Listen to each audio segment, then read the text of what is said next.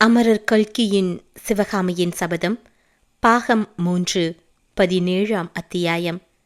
சின்ன கண்ணன். ஏறக்குறைய 1.5 ஆண்டு காலம் பிரிந்திருந்த பிறகு சிவகாமியும் கமலியும் சந்தித்த போது அந்த இளம் பிரயாய தோழிகளுக்கு ஏற்பட்ட உள்ள கிளர்ச்சியை விவரிக்க முடியாது. ஒருவரை ஒருவர் தழுவிக்கொண்டார்கள். ஒருவருடைய தலையை ஒருவர் தோளில் வைத்துக்கொண்டு கண்ணீர் விட்டார்கள்.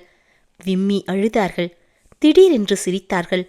ஒருவரை ஒருவர் வாழ்த்தி கொண்டார்கள். உடனே வைது கொண்டார்கள். இருவரும் ஏக காலத்தில் பேச முயன்றார்கள். பிறகு இருவரும் சேர்ந்தாற்போல் மௌனமாயிருந்தார்கள். அந்த 1.5 வருஷத்துக்குள் இருவருடைய வாழ்க்கையிலும் எத்தனையோ முக்கிய சம்பவங்கள் நிகழ்ந்திருந்தன. அவற்றில் எதை முதலில் சொல்வது, எதை அப்புறம் சொல்வது என்று நிர்ணயிக்க முடியாமல் தவித்தார்கள். அந்த பிரச்சனையை அவர்களுக்கு சின்ன கண்ணன் தீர்த்து வைத்தான். தொட்டிலில் படுத்து தூங்கிக் கொண்டிருந்த குழந்தை தான் விழித்து கொண்டு விட்டதை ஒரு கூச்சல் மூலம் தெரியப்படுத்தியதும் கமலி ஓடிப்போய் குழந்தையை கையில் எடுத்து கொண்டு வந்தாள். சிவகாமி சின்ன கண்ணனை கண்டதும் சற்று நேரம் திகைத்துப் போய் பார்த்தபடி நின்றாள். விழிப்படையில் அவள் ஸ்தம்பித்து நின்றாளே தவிர அவளுடைய உடம்பின் ஒவ்வொரு அணுவும் அப்போது துடித்தது. அவளுடைய இதய அரங்கத்தின் ஆழத்திலிருந்து இதுவரை அவளுக்கே தெரியாமல் மறைந்து கிடந்த ஏதோ ஒரு உணர்ச்சி பொங்கி வந்து மளமளவென்று பெருகி அவளையே முழுதும் மூழ்கடித்து விட்டது போலிருந்தது. ஏனடி இவ்விதம் ஜடமாய் நிற்கிறாய்? சின்ன கண்ணன் உன்னை என்ன செய்தான்?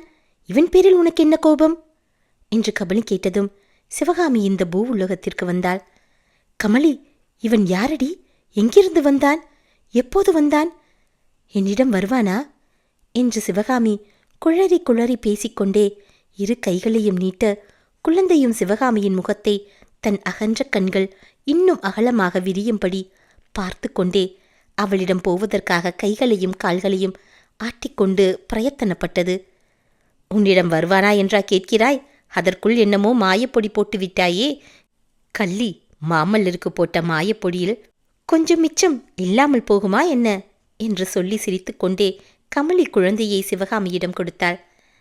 மாமல்லரை பற்றி குறிப்பிட்டது சிவகாமிக்கு குதூகலத்தையும் நாணத்தையும் ஒருங்கி அளித்தது.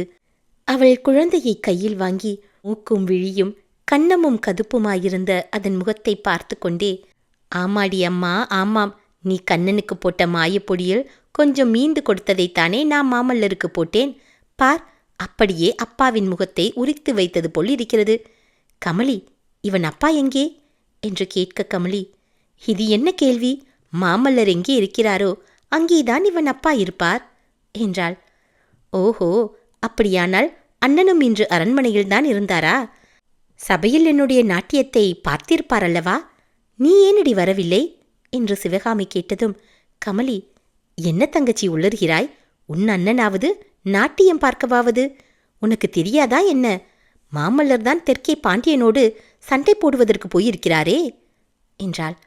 இதை கேட்டதும் சிவகாமிக்கு ஏற்பட்ட அதிர்ச்சியில் தன் மடியில் இருந்த குழந்தையை கூட மறந்துவிட்டு எழுந்தாள். குழந்தை தரையில் பொத்தென்று விழுந்து வீரென்று கத்திற்று. கமலி அலறும் குரலில், அடிப்பாவி, ஏனடி குழந்தையை கீழே போட்டாய்? நீ நாசமா போக, உன்னை புலிகேசி கொண்டு போக என்றெல்லாம் திட்டிக்கொண்டே சின்ன கண்ணனை எடுத்து மார்போடு அணைத்து இப்படியும் அப்படி மாட்டிக்கொண்டே, வேண்டாமடா கண்ணே, வேண்டாமடா என்று சமாதானப்படுத்தினாள். குழந்தை மீண்டும் மீண்டும் வீறிட்டு அழுத வண்ணம் இருக்கவே கமலி கோபம் கொண்டு, அடே, வாயை மூடுகிறாயா? அல்லது புலிகேசியை வந்து உன்னை பிடித்து கொண்டு போக சொல்லட்டுமா என்றாள். குழந்தை அதிகமாக அழுதாள். இந்த மாதிரி புலிகேசியின் பெயரை சொல்லி பயமுறுத்துவது வழக்கமாயிருந்தது. அதனால் தான் சிவகாமியையும் மேற்கண்டவாறு சபித்தாள். குழந்தை ஒருவாறு அழுகையை நிறுத்தியதும் அதை கீழே விட்டுவிட்டு கமலி சிவகாமியை பார்த்தாள்.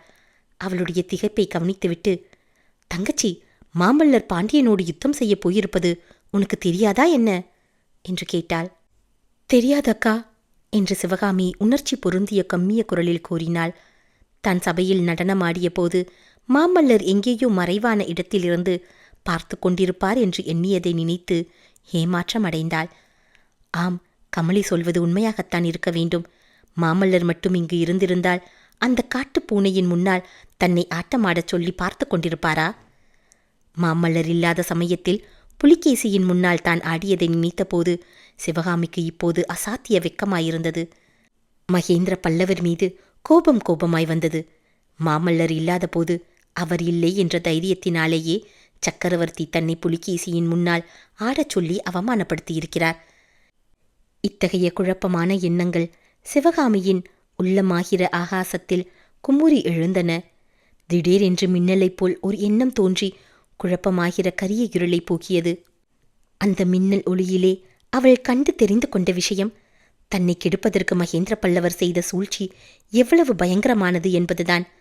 அதாவது மாமல்லர் தெற்கே போகும்போது தன்னை மண்டகப்பட்டில் சந்திக்காதிருக்கும் பொருட்டே தன்னை இங்கே சக்கரவர்த்தி வரவழைத்திருக்கிறார் என்று அவள் முடிவு செய்தாள்.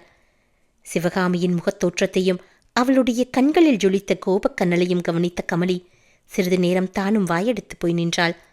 அப்புறம் சமாளித்து கொண்டு, தங்கச்சி, இது என்ன கோபம்? ஒன்றும் மூழ்கி போய்விடவில்லையே. மாமல்லருக்கு யுத்தம் புதிதா? பாண்டியனை முறியடித்துவிட்டு வெற்றி வீரராக திரும்பி வரப்போகிறார். அதுவரையில் என்று கமலி சொல்லிக் கொண்டு வந்தபோது, போதும் போதும், வாதாபி புலிகேசியை ஜெயித்து வாகை மாலை சூடியாகிவிட்டது.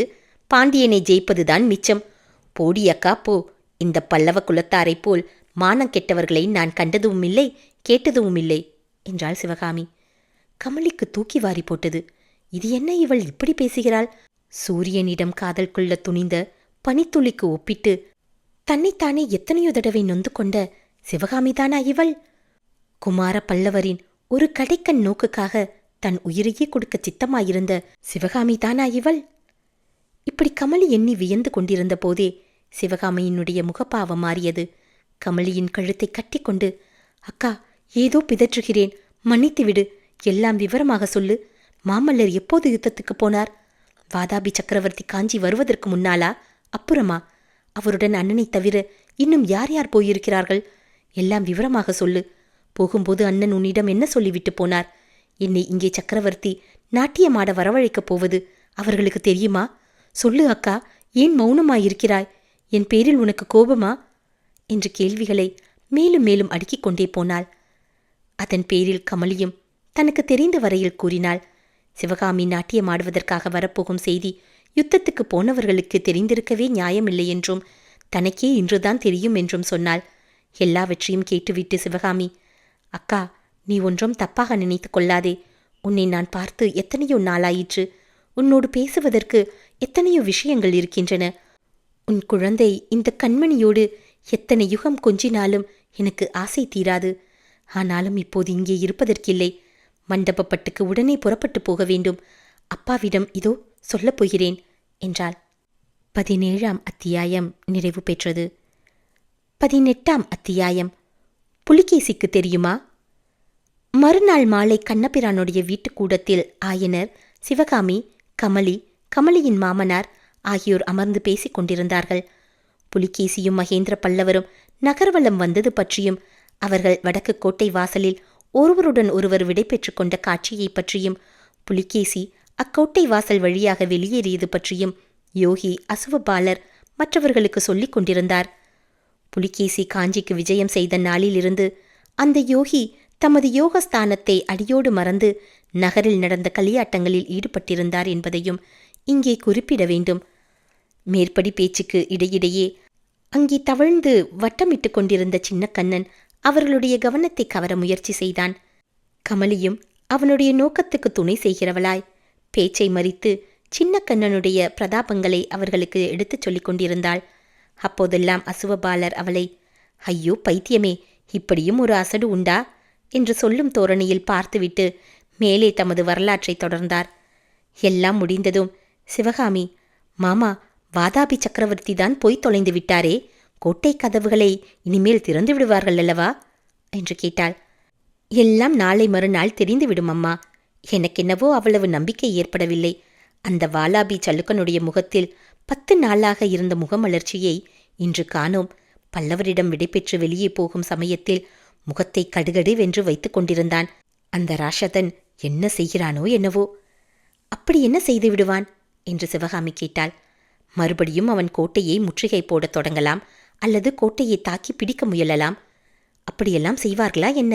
இத்தனை நாள் இவ்வளவு சிநேகம் கொண்டாடிவிட்டு என்று சிவகாமி வியப்புடன் கேட்டாள். தங்கச்சி, இது என்ன, நீ கூட இப்படி கேட்கிறாயே? ராஜகுலத்தினருக்கு விவஸ்தை ஏது? இன்றைக்கு சிநேகிதர்களாயிருப்பார்கள், நாளைக்கு குத்திக் கொள்வார்கள். இன்றைக்கு பெண் கொடுத்து சம்பந்தியாவார்கள், நாளைக்கு போர்க்களத்தில் சண்டை போடுவார்கள் என்றாள் கமலி.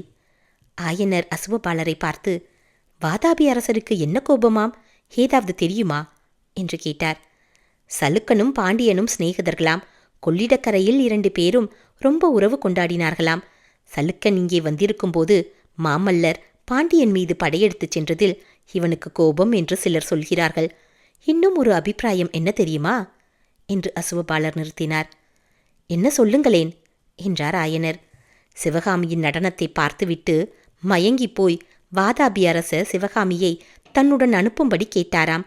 பல்லவேந்திரர் மறுத்துவிட்டாராம். அதனால்தான் புலிகேசிக்கு கோபமாம் என்றான் அசுவபாலர்.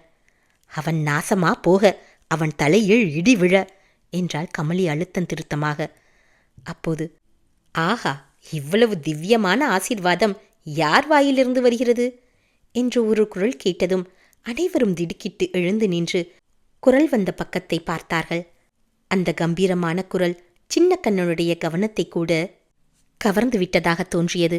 அவனும் உட்கார்ந்திருந்தபடியே ஆவலுடன் குரல் வந்த திசையை நோக்கினான். வீட்டின் பின்வாசல் வழியாக உள்ளே வந்தவர் வேறு யாரும் இல்லை, மகேந்திர பல்லவ சக்கரவர்த்திதான். அசுவபாலரே, நீர் சொல்லிக் கொண்டிருந்த வதந்தி என் காதிலும் விழுந்தது. ஆனால் அது உண்மையல்ல. வாதாபி சக்கரவர்த்தி சிவகாமியை தன்னுடன் அனுப்பும்படி என்னை கேட்கவில்லை. பின்னே என்ன சொன்னார் தெரியுமா? இந்த பெண்ணுக்கு என்னவோ இவ்வளவு பிரமாத மரியாதை செய்கிறீரே, என்னுடன் வாதாபிக்கு அனுப்பினால் சாட்டையினால் அடித்து நாட்டியமாட சொல்வேன் என்றார். அவ்வளவு ரசிக சிகாமணி அந்த மூர்க்க புலிகேசி என்றார் சக்கரவர்த்தி. அப்போது அவருடைய கண்களில் உண்மையான கோபத்துக்கும் வெறுப்புக்கும் அறிகுறி காணப்பட்டது. அப்போது சிவகாமி ஓரடி முன்வைத்து சக்கரவர்த்தியை ஏறிட்டு பார்த்து, பிரபு, அப்பேற்பட்ட பரம ரசிகரின் முன்னிலையிலே என்னை நாட்டியமாட சொன்னீர்களே, அது தர்மமா என்று கம்பீரமாக கேட்டாள். அது தவறுதான் குழந்தாய். புலிகேசியின் முன்னால் உன்னை நான் ஆடியிருக்க சொல்லக்கூடாதுதான். ஆனால் நான் கண்டேனா? அஜந்தாவின் அற்புத வர்ண சித்திரங்கள் எவனுடைய ராஜ்யத்தில் உள்ளனவோ அவன் இப்பேற்பட்ட ரசிகத்தன்மையற்ற மூர்க்கனாயிருப்பான் என்று நான் நினைக்கவில்லை. ஆயனரே, ஒரு செய்தி கேட்டீரா? காஞ்சிக்கோட்டைக்கு வெளியே இத்தனை மாதம் சலுக்க சக்கரவர்த்தி தண்டு இறங்கியிருந்தார் அல்லவா? ஒரு தடவையாவது மாமல்லபுரத்துக்கு போய் அவர் பார்க்கவில்லையாம்.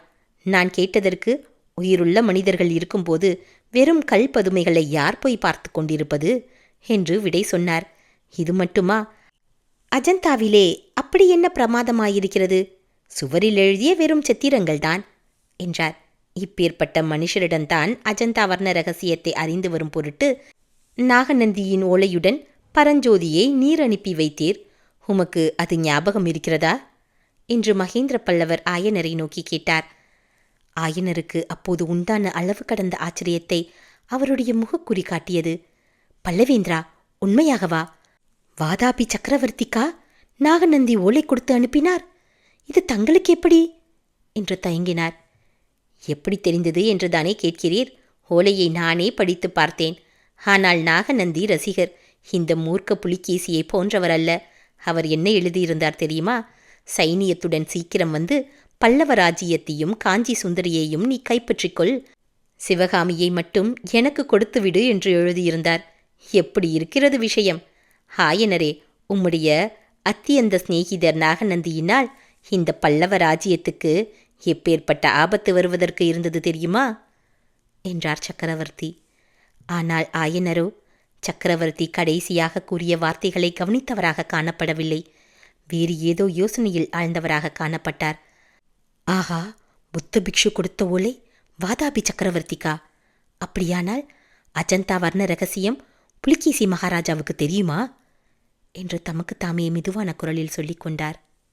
18ஆம் அத்தியாயம் முடிவு பெற்றது.